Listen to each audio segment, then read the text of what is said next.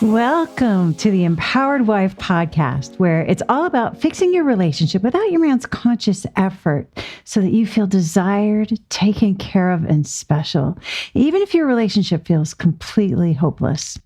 I'm Laura Doyle, and today I'm talking about 3 secrets for fixing your husband. My guest, Janice, had been married almost 30 years, and the spark was diminishing. The kids had flown the nest, and as they were getting older, she was afraid she was less attractive to her husband. He didn't even want to plan a weekend trip with her. But today, she knows she's attractive to her husband and that he is planning adventures for the two of them all over the globe, just to make her happy. She's going to describe the steps she took to change her husband without his conscious effort, so you can take them too. And then I'll be giving out the Worst Relationship Advice of the Week award, which is from a popular advice column, and just wait till you hear it because OMG, it's truly terrible.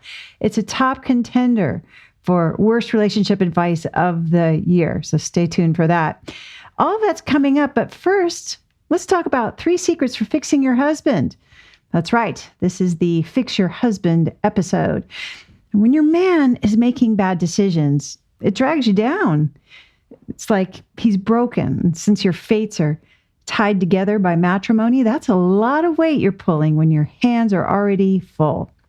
Yeah, you'd like him to start contributing more, so it's logical to try to help him improve. You've tried encouraging him and telling him where to focus his efforts or what he needs to do differently, but nothing changes. You've tried giving him suggestions and teaching him what you know, but he doesn't make much effort, and you're afraid he never will. Maybe he continues to complain and seem depressed or distant or angry all the time. It's incredibly discouraging. And here you are, listening to this podcast, which may feel like you're just doing more work, even though you're already doing all the work in this relationship. I still remember how painful that is. It turns out there are a few things that you can do that work and feel a lot less exhausting. Here are 3 effective ways that you can fix your husband. Number 1, look for ways he's succeeding. Your husband has many shortcomings. All humans do. And right now, some of them are glaring. Maybe he's not helping out and it's leaving you overwhelmed with too much work. Or it could be that he's negative, or he's a hostile force causing unnecessary conflict in your house. It could be that he's just not doing the simple things that you need in order to feel loved, like telling you he loves you or offering a kiss and a hug.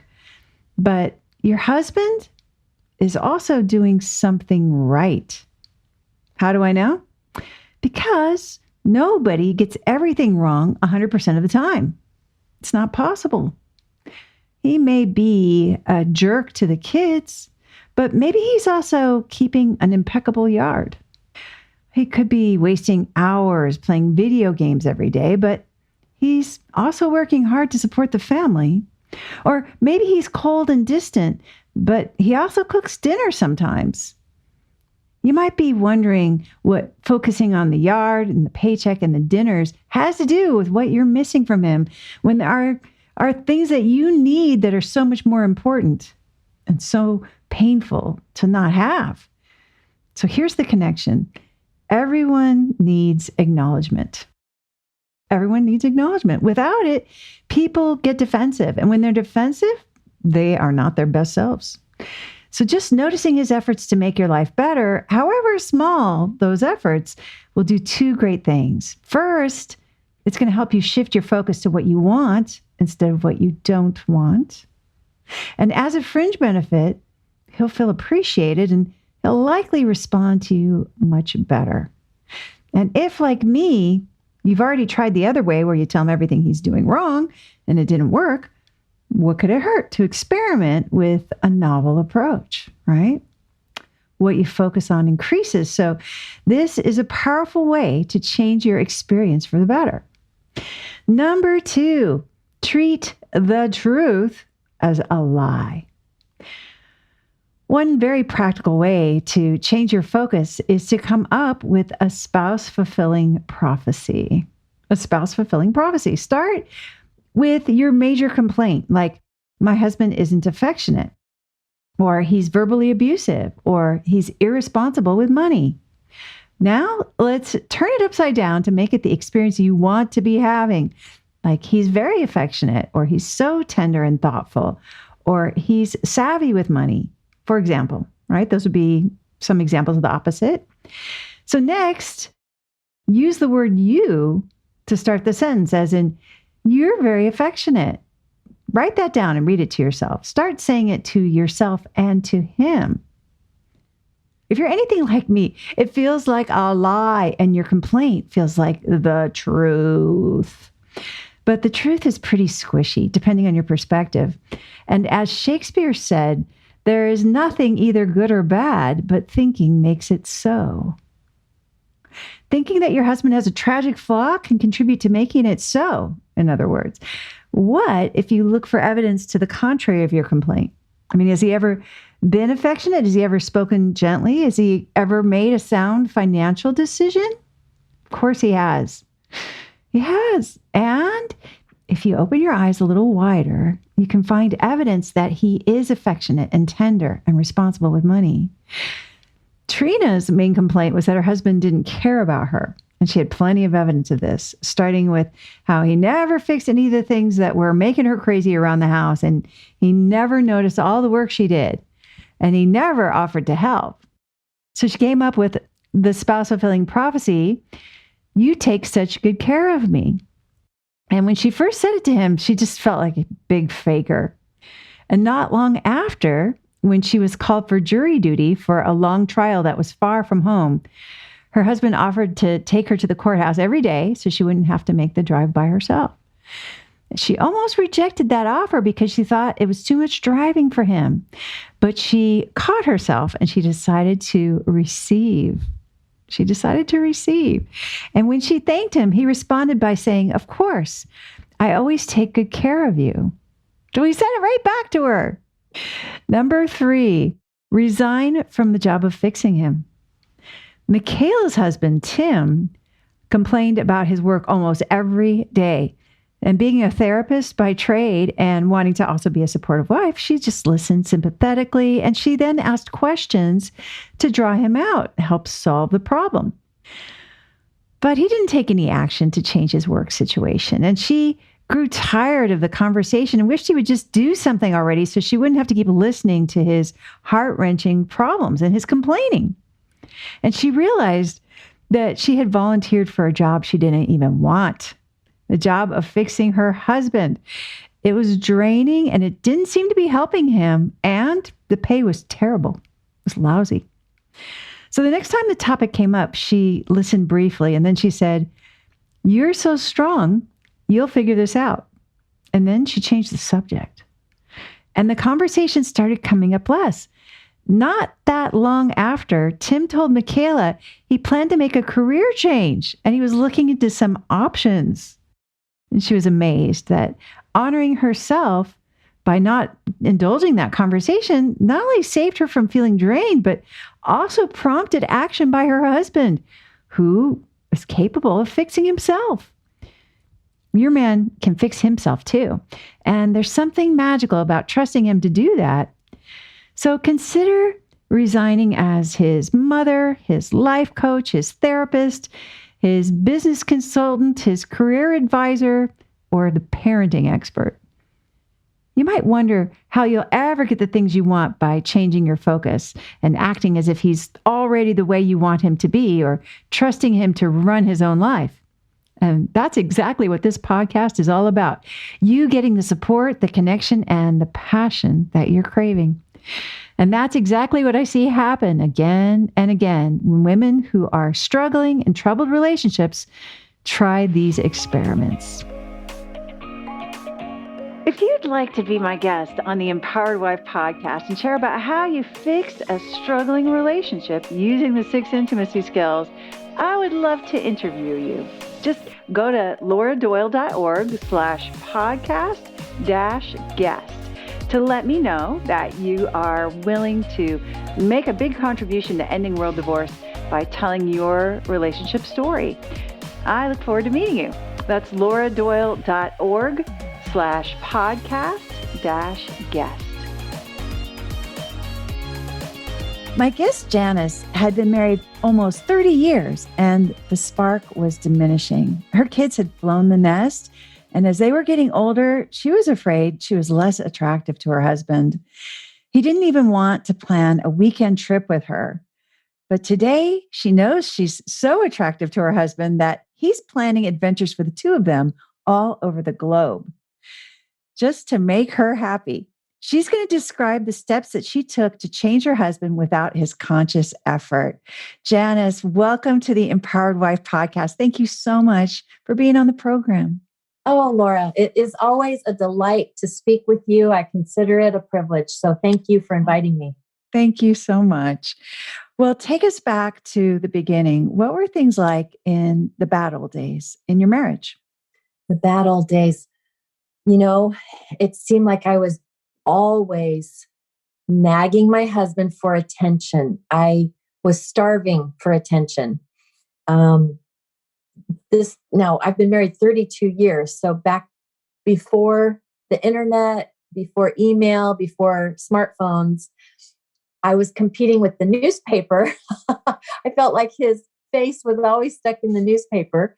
He has always been in public relations and media relations. So reading the newspaper was part of his job. And yet I was just starving for his attention and his affection, even starting on our honeymoon, believe it or not. And now we like to tell the story that we had the honeymoon from hell, and we don't use that term lightly. We were not getting along. Everything that could go wrong did go wrong. And again, I felt like I was not his first priority. And so his boss even called us on our honeymoon. And that was back, like I said, before cell phones. So his boss had to track us down at our hotel to get a hold of us. And my husband had to make some job decisions. And that was just the tip of it. We had a horrible honeymoon. Yeah. We had nowhere to go but up. I actually considered divorce within a month of our marriage. And I was miserable. I just remember looking in the mirror and crying and going, what have I done? Now, like you, Laura, I did not want divorce to be part of my story. And so I literally made a decision that even if I had to be miserable the rest of my life, I was going to stay married. And I think making that decision and having nowhere to go but up, it does force you to make choices to make yourself as happy as possible, I suppose. If that makes sense. It really does. And, but it sounds like you, at that point, you thought that it was going to be a pretty miserable ever after kind of a marriage instead of I did. And yet you found this commitment within yourself. Where did you get that commitment? How did you do that? It was before you had written your book, but I did grow up with some of the principles from your book, like respect. I just felt like it was a wife's role to be respectful of her husband no matter what. And I do think that was the glue that kept us together. I don't think my husband knew. In fact, I know he didn't know that I was miserable because I told him decades later, 30 years later, after I had discovered your principles, I did tell him, I considered divorce within our first month. And he didn't realize that. So he was surprised. So he was surprised. So you were miserable by yourself. It sounds like he didn't. Right. He knew that we fought, but I don't think he understood the depth of my pain and my loneliness. So you thought about it about a month before, and then you kind of found this resolution in yourself. Yes. I'm not going to get divorced no matter what. But that meant that no matter how, let's say, neglectful or distant your husband was, I mean, what would you do with that? Just kind of suck it Well, up, you or know, some of your principles, again, it's before I read your book, but I do think your principles are universal and transcendent. The respect, the gratitude, self-care. He worked a lot, and so I had free time for myself. I was able to meet with friends and do things that took care of me. Um, yeah, so I would say the gratitude, respect, and self care. Even though I didn't know it was called self care at the time, sure. and counting my blessings is part of the gratitude.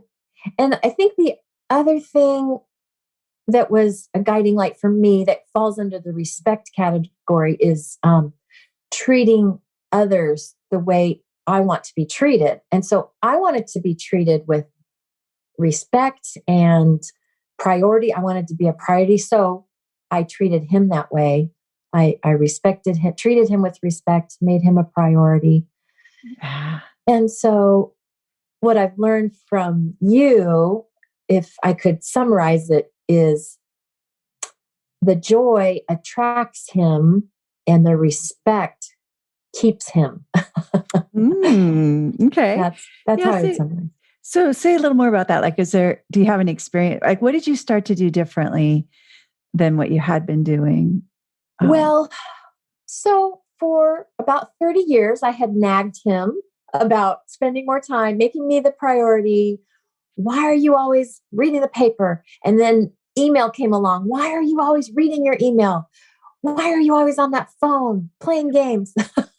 I hated it. And I felt like I tried every way to tell him. I would ask nicely, oh, what are you doing on your phone? And he hated that just as much as anything. He knew what I was doing. They're so smart, darn it. They totally catch on, no matter how cleverly we disguise. Right? We think we're so clever. Yeah, exactly. So he knew that I was unhappy. I thought I had the answer at one point. I thought, oh, I just need 10 minutes of his time when he gets home from work. And then that'll be enough for the whole evening. And because he needed the first 10 minutes to detox and to de-stress. So, and I would try things like, well, let's do this. Let's do that. And he also caught on to that. That didn't work. He knew it was I want you to do this for me. So I was just defeated. I gave up. I didn't know what else to do. I just thought, I'm not his first priority. It's never going to happen. And that's just the way life is. And I'm going to have to live with that. And that was after almost 30 years of marriage. We dated for 6 years. Oh, so you've been together for 36 years. Yeah. And you felt that you were going to just have to spend the rest of your life feeling unimportant. Mm-hmm. And that's just how it was going to be. Right. Which is heartbreaking, right? It's just a sad, it's a lonely feeling. Mm-hmm. So, but what happened? Well, I was introduced to your principles through a friend, and I thought it was so curious. Well, during these 30 years, I had gone back to school and got my master's degree and earned my license as a marriage and family therapist. So here I am, and probably subconsciously wanted to learn for myself what to do to have a happy marriage. And we did. And I don't want to discount that part. There were very good times, very good years. Yes. He is a devoted husband, faithful, great provider. And so focusing on those aspects also kept me sane during those years, sane and thankful. It was at least 51% good, and you were able to find that good, it yes, sounds like, and take comfort in that. And yes, yeah, for find sure. happiness. Yes. Yeah. So we were happy, but I knew there was more that could be had. Mm. And so, you know, the title of your first book intrigued me. First, Kill All the Marriage Counselors. And so I had to Because look at that for myself. you didn't take it personally, I I hope. didn't take it personally because by that time I was finding out for myself that counseling really does not work. It is successful in about 30% of cases, but there is a lot of rehashing and rehearsing and practicing of all of the things that are wrong and bad and blame. Oh, it's a blame game. It's his fault. It's Mm. her fault. And so much of that. It's a big part of counseling or blaming parents, or blaming Mhm. children, wayward children, whatever the case may be. So I was finding out for myself that it wasn't working, and that's why I didn't take it personally. Good. I'm glad. Yeah, yeah. Yeah. And so the principles just resonated with me right away. The 6 skills.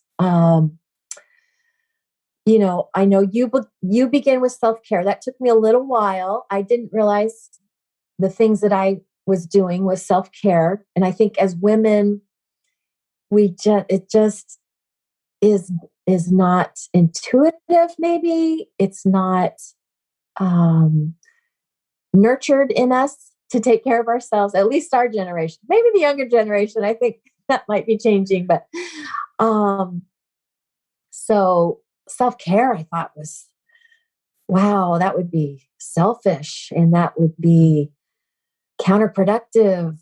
And but then when I realized, well, I was already really doing self care through a lot of things, lunch with friends, walking with friends, taking care of myself through, hair appointments and nail appointments and massage appointments and naps and but also, for me, taking care of others is self care. I do enjoy it. I love Mhm. it. I love to be generous. I love to serve. And so that nourishes my soul. And Mhm. so, This is okay. This is a great example of really being the expert on your own life and knowing the care and feeding of Janice. Like, here's what makes my heart soar. It really is when I'm giving to someone else. And so that is mhm, a completely legitimate way to care for yourself, to make yourself happy. And mhm, and I get that there's almost an apology there because it's like, oh, I know it's not about me, it's about someone else. But it really makes sense that this would be something you do for your own happiness. mhm. And Yeah. that's another thing that I appreciate about your skills is that you allow the freedom to modify some of it in order to fit our own lives, and you allow us to be the expert on ourselves, on our own lives. Has to um, be. Yeah. yeah, Yeah. so that's another wonderful aspect of the skills. Yeah. Mhm. So I want to go back just for a second because I'm just Mhm. flashing on how frustrating it must be to be a marriage professional. And and we did it the other way. Of course, I paid a marriage professional, and it didn't work for us. But you were a marriage professional, and you were still feeling like this guy doesn't want to pay attention to me, doesn't want to Mm. spend time. He doesn't want to take trips with me, Mhm. and I just can imagine. I guess I'm just revisiting my own frustration. I think with Mhm. of how awful it was to feel like you had the very best information that everybody said Mhm. was the way, and it Mhm. really wasn't the way. Does that describe what you were going through? Yes, there were no answers. There was a lot of diagnosis. And in fact, the top expert in the field, I won't say any names, but he was able to diagnose the 4 horsemen. And it, to me, it's like, what good does that do to diagnose when you don't have a solution. You don't have a way forward. Yeah, we can all see the signs.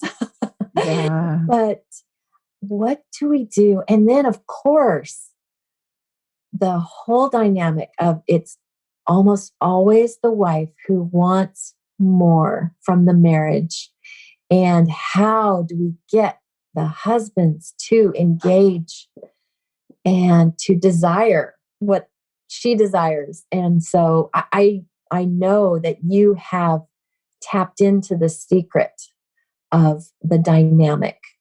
And it's just beautiful. I use it every day. I use your skills every single day. It's my way of life. It's not just for marriage, it's for every relationship. And it's not just for relationships, it's a way of living when you focus on what you want. Can I just tell a quick Oh, story about I was just going to my, say, let's hear it. I mean, this is just a silly story, but I have struggled with insomnia since 2004. I remember what I was going through at that point in my life. And I would wake up early in the morning, so worried and anxious. And so that is 17 years ago. I started struggling with insomnia. So I've tried all the things. I've ruthlessly cut out caffeine. I've done the nighttime routine. I've done melatonin. I've done lavender. Make sure all of the conditions are just right in my bedroom for sleeping. But the one thing that has worked after 17 years is saying, I would really love to sleep from 10 p.m. until 6 a.m. I've done it 2 nights in a row now. I mean, it took me that long to realize I should focus on what I want as far as sleep. And so I've just said, I would love to sleep from 10 p.m. to 6 a.m. And I've done it 2 nights straight now. So, Aren't you so excited when you wake up and you're like, it's 6 o'clock? Like, yes, the sun is coming up. Oh my goodness. I slept in. Yeah, I slept it because, I mean, normally it had been awful. But the worst case was I'd gone to sleep about 9:30, woken up at 11:30 and could not fall asleep again for the night. Anyway, all of that just to say, focusing on what I want is a way of life now. So, and I love kind of the before and after, right? Because as you're saying, you would wake up and feel anxious, which is fear, which is doubt, which is the experience we don't want to have. And sometimes it just feels really like noisy and attention grabbing, like, oh no, I'm not sleeping, right? It's a really easy thought to go to. And you're instead like focusing on, oh, I would love to sleep all night, 10 to 6.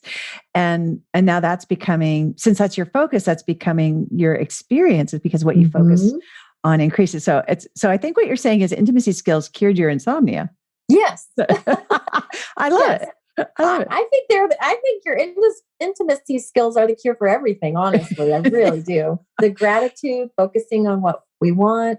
Yeah. It's pretty powerful magic, isn't it? It is magic. So, and tell me about, what's your relationship like now? I know this was a pain point that your husband didn't want to do getaways, maybe because of the honeymoon from hell, I guess. But what's happening now?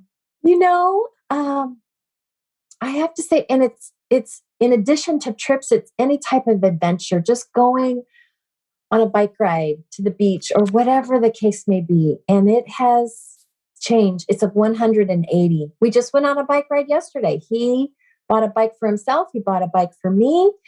We went on a bike ride in our neighborhood yesterday. And so it's adventures like that, little adventures. But I mean, that's a little adventure.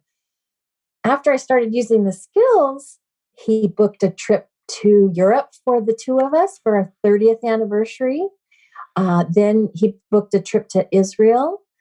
And now we have a trip scheduled to Australia and New Zealand. And this is after he literally would be grumpy anytime I would plan a getaway, just for a weekend, just for 2 hours from our home, a little driving trip. It's it's magic. The skills are magic. So And it's the same guy that same didn't guy. want to. He's going all the way to New 32 Zealand years and later. Australia. There's like nowhere further, really. I guess Right? maybe South Africa, I think, could be Exactly. further. So, Yeah. okay. And adventurous. And Not adventurous. safe. And this was a desire of yours. This is all about making Janice happy. Yes, it is.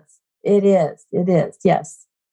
The skills are so powerful that there was at one point we were sitting in the jacuzzi, and I had been practicing the skills for several months at that point.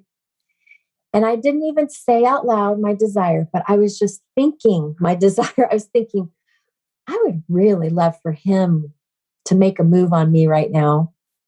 And I just thought it. And literally that moment, he came towards me from across the jacuzzi. Oh my God. And it was, that's magic. It is magic. And that sounds like Mhm. that wasn't happening before. It had not been happening. Yeah. No. All of a sudden, you became an irresistible magnet. Yeah. How did you do it? Tell us more about how you became an irresistible magnet. How did I do it? Focusing on what I wanted, expressing my desires in a way that inspires him. And that would just be, it's so simple. Say, I would love this. I would love that. But also surrendering to him, to, I think some people would say the universe. I would say surrendering to God. This is what I would love, but I am open. I am open to what I'm given, and I consider it a gift. And so those are the things I focused on. Respect. I was fine-tuning my respect thanks to your skills, because I didn't know what respect was. I thought I knew what respect was, and I did have an idea. But for example, turning him down for sex was disrespectful. I see now. And if I, too tired or wasn't in the mood or whatever. And so now I try to be very respectful and be ready when he's ready. And I was going to say one more thing about respect. Oh, and that is that I didn't realize that correcting his stories in front of other people was disrespectful. I thought I was being helpful by helping him be accurate about what actually happened, and not things that he had, thought were accurate. But so I stopped correcting him in front of other people. And so just fine tuning my respect, being just fun and light hearted, staying on my side of the street, staying on my paper, through the self-care, but I'll also just through my attitude and being grateful, counting my blessings all the time is what made me more attractive to him, and not demanding anything from him, not saying, you need to spend more time with me, and not even describing my feelings in a way that was desperate, just describing my feelings in a way that was happy and hopeful. I would love to spend more time with you. So sweet. Yeah. And all of this together has made you this irresistible magnet that he's making moves on in the jacuzzi.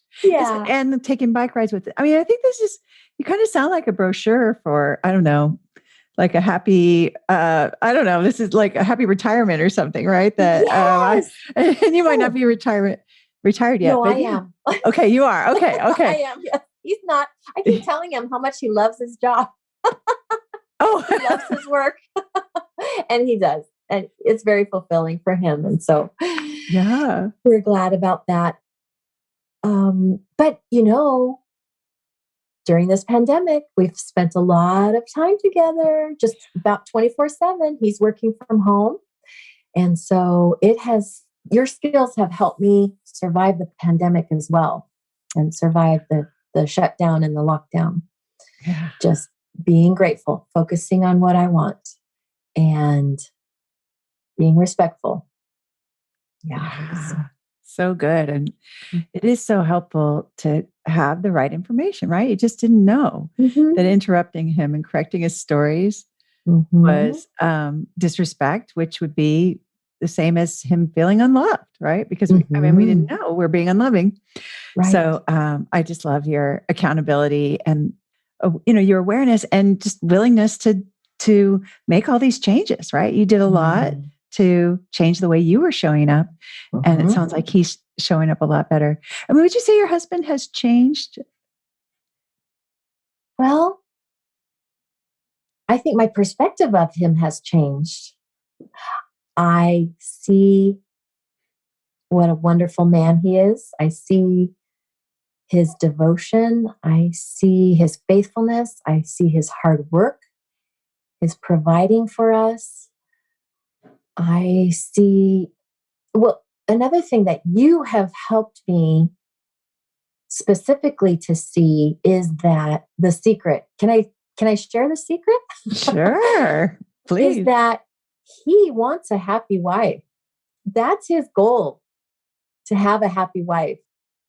And if I don't know what I want, how is he supposed to know what I want and what's going to make me happy? So I've learned to decipher what I want, what's going to make me happy. And that, you that takes some reflection to know what we want, I think. And it takes reflection and understanding to know what we want so that we can express it. Like the example in your book, we are women, and so we might want two opposing things at the same time. We might want to live at the beach and stay in our home at the same time. But yeah, Yeah. but it's okay to explore that. That's part of being human, and that's part of being in a marriage, and that's part of intimacy. Is if he knows that I'm not quite sure what I want, I might want this, I might want that, I might want both. And if I can do it pleasantly, um, he's all the more attracted. He wants that vital information on how to, that Yes. is his North Star that he wants to navigate by, Hmm. is your happiness. Absolutely. So thus you go to Australia, New Zealand, and Europe and That's all these right. places. Places I never imagined, never dreamed we would go. Never dreamed. It's beyond my dreams.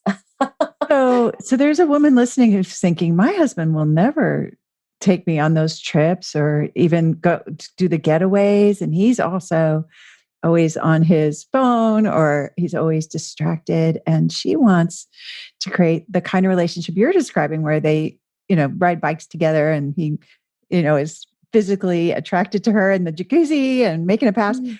Where should she start? What's your best tip for her? Ooh. Start. Where should she start? I would say, well, I'm tempted to say self-care because that's where you start. I would say maybe explore what does make you happy. What would make you happy? And focus on that. And gratitude, gratitude for what you already have that's with you. And that was another blind spot. I thought I knew what gratitude was and I knew it was important, but to really continue in gratitude, wow, it's another magnet for even more blessings.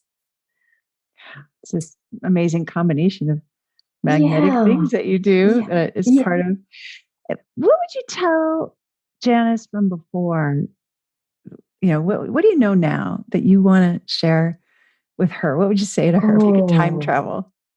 if I could time travel, I would say, I know that nagging seems to be your only option for change. But Mm. there's this whole new set of skills that involve no nagging And you have the power. You have the power to change your marriage with no nagging and no conscious effort on his part. It's there. So yeah, I would start with gratitude, knowing what you want, what will make you happy, and focusing on that. And then self-care to make yourself happy. Make yourself the wife of fun and light. Love that. And I just admire so much, Janice, that even though you had all this education and experience professionally, that you continue to want to learn and grow. And you had a good marriage. And that wasn't enough. You wanted a great marriage. And now it sounds like you've given yourself that. And I just think the world needs more women like you. Oh, thank They're you. important, right? Those relationships are important. So important. Oh, so important. And yeah, in my worldview, strong marriages, strong families make a strong world, healthy world, happy world. Well, I just want to thank you for making this contribution to ending world divorce today by sharing your story so authentically with us. So thank you so much. Oh, it's just a pleasure for me. I hope it's helpful. If you'd like to be my guest on the Empowered Wife podcast and share about how you fixed a struggling relationship using the 6 intimacy skills, I would love to interview you. Just go to lauradoyle.org/podcast-guest to let me know that you are willing to make a big contribution to ending world divorce by telling your relationship story. I look forward to meeting you. That's lauradoyle.org/podcast-guest. And now it's time for the Worst Relationship Advice of the Week award. It's the worst relationship advice of the worst relationship advice. Yeah, it's the worst relationship advice of the worst relationship advice of the week. And the advice that I find most important this week is from an advice column. So a wife wrote in saying she is considering divorce because everything she says gets her husband upset. And she wrote, quote, "Part of the problem may be his job. He's very unhappy with it, and he walks around the house upset all day, every day. I try to give him space, but if I ask him to do something, he gets upset. I asked him a couple of times to cut the grass. He told me to ask him something once and then let it go, which I usually do, but it had grown 3 to 5 feet high. I think I'm a patient person, but he said I talk to him like a boss, giving him orders. I made it clear I never demand anything from him. I always ask, but that doesn't matter to him. He doesn't like the way I ask. It seems like he gets upset whenever I'm around." And then she ends by saying, "He doesn't want to be around me unless we are having sex." So before I get to the advice columnist's horrific advice, I really want to thank the listener who sent this to me. Thank you so much. I so appreciate you contributing to the podcast. And this was such a fantastic example of terrible relationship advice and that it's just despicable. So I'm grateful to you, adorable listener.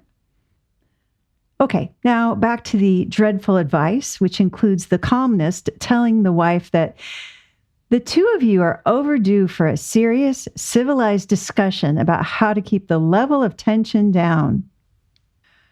In other words, be sure to complain and criticize him some more and maybe have a State of the Union address, which in my experience only ever made things worse and not better. Nobody ever got happier by complaining about their spouse to their spouse. That just doesn't work. And then there's also this well, duh aspect of this sentence, right? I mean, let's just say I'm pretty confident that this wife has already tried that, don't you think? So this advice columnist is telling her to double down or triple down on this failed strategy or 100 down, which makes me pretty upset. But It pales by comparison to the last line of the columnist's advice, which felt like a punch in the gut when I read it. The last line is, are you ready for this? Quote, I do not think you should be having sex with him under these circumstances. Certainly not until he cuts the grass or finds another job he enjoys. Oh, wow. As you know, I tend to get violent and want to throw mashed potatoes at someone when I hear advice like that because it is so incredibly messed up to tell a wife who is clearly hurting and just has never been taught the intimacy skills to withhold sex from her husband until he changes his behavior to be more to her liking. I know it must seem like I make these advice things up, but I mean, I wish that were so, because I know how much this kind of advice can hurt a family. This kind of advice used to hurt my family. But I did not make this up. This is real. And I'm so apoplectic about this one because the wife doesn't even mention not wanting to have sex with him. That could be an area that's actually going really well. Kind of sounds like it, actually. So this dopey columnist tells the wife to put an end to that bright spot in her marriage. And I mean, imagine if her husband said, hey, I'm not going to cut the grass until you have sex with me. I mean, oh my gosh, there'd be no end to the wailing and gnashing of teeth about how inappropriate and awful that is, because it's incredibly hurtful and it's manipulative. And it's unwittingly self-destructive if what you want is a playful, passionate relationship. Punishing him for not behaving the way she wants him to is never going to make her happier. That just never works. But it might cause more pressure on a structure that's not really up to code to begin with, because this wife doesn't know about how to use her power and her influence wisely. I bet no one ever taught her. So, I mean, there's lots of women who just don't know about the 6 intimacy skills, and then they suffer. And she has no idea that she's being disrespectful and manifesting exactly what she's focused on, just like we all are all the time, manifesting what we are focusing on. And she probably doesn't realize that she's not the happy woman of fun and light that she was when he fell in love with her, and that she's focused on what she doesn't want to experience instead of what she does want. And that is tragic. And for that reason, this advice, I do not think you should be having sex with him under these circumstances, certainly not until he cuts the grass or finds another job he enjoys, is the very worst relationship advice I have heard all week. Listen and subscribe to the Empowered Wife podcast. Next week, we'll talk about 3 questions to ask before you divorce. In the meantime, I hope you're having lots of fun. Today's fun fact is that I got my second vaccine shot yesterday and I had absolutely no side effects whatsoever, except that I've been doing the chicken dance for about 24 hours now.